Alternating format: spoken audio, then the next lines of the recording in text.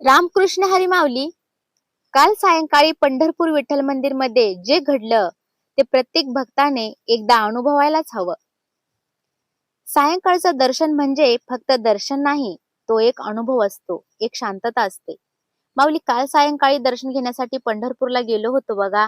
आणि विठ्ठल मंदिरामध्ये श्री विठ्ठलांची आरती चालू होती. त्यावेळेस आम्ही मुखदर्शनासाठी गेलो होतो बघा.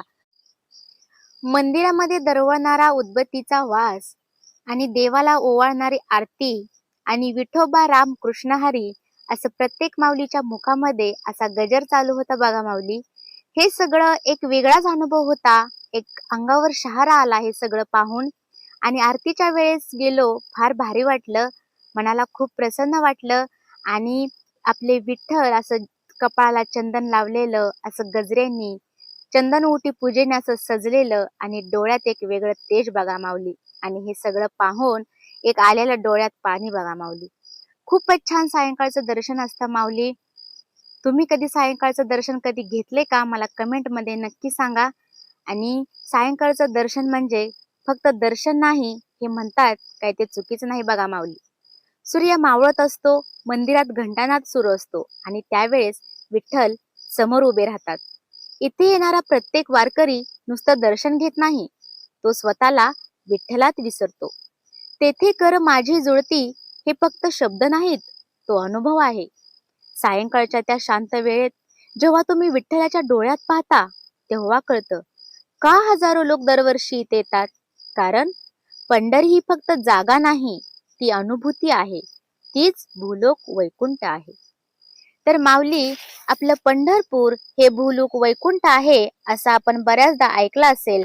आणि आपण म्हणतो देखील, माझं पंढरपूर माझी वैकुंठ भूमी. तर पंढरपूरला भूलोक वैकुंठ भूमी असे का म्हणतात, तेच आपण आज या व्हिडिओमध्ये पाहणार आहोत. तर माऊली, व्हिडिओ शेवटपर्यंत नक्की पहा.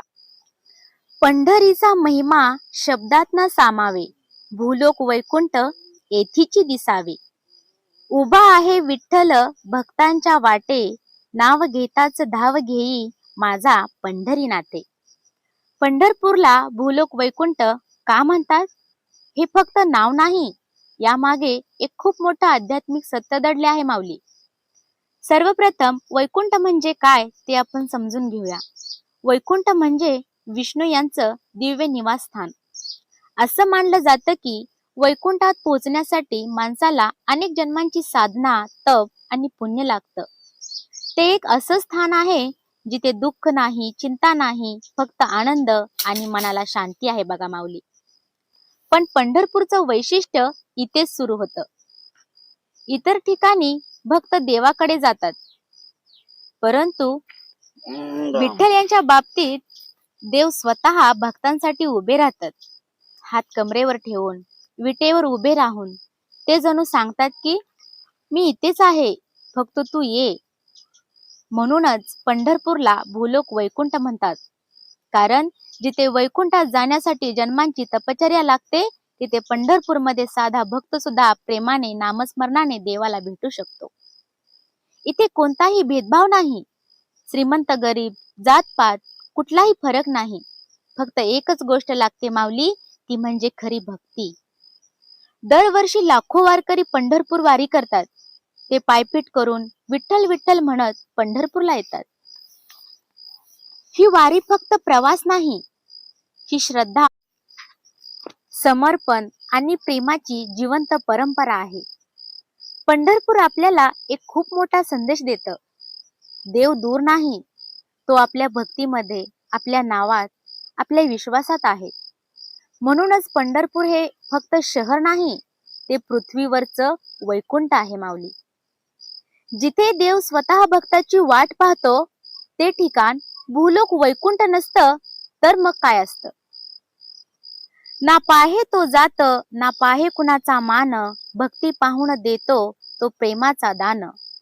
तुका म्हणे धावा रे पंढरीच्या राया, एक नामात मिळे वैकुंठाचा पाया. अशी ही माऊली आपली पंढरी, आपली वैकुंठ भूमी बघा माऊली. खूप छान असं दर्शन घेतलं पंढरीचं आणि आपल्या नामदेवांचं. तुम्ही देखील नामदेवांचं छान असं दर्शन घ्या माऊली. खूपच प्रसन्न वाटेल. छान असं दर्शन घेतलं आणि सायंकाळची वेळ होती. जिकडे तिकडे मंदिरामध्ये लाईट लागली होती बघा, तुम्ही पाहू शकताय.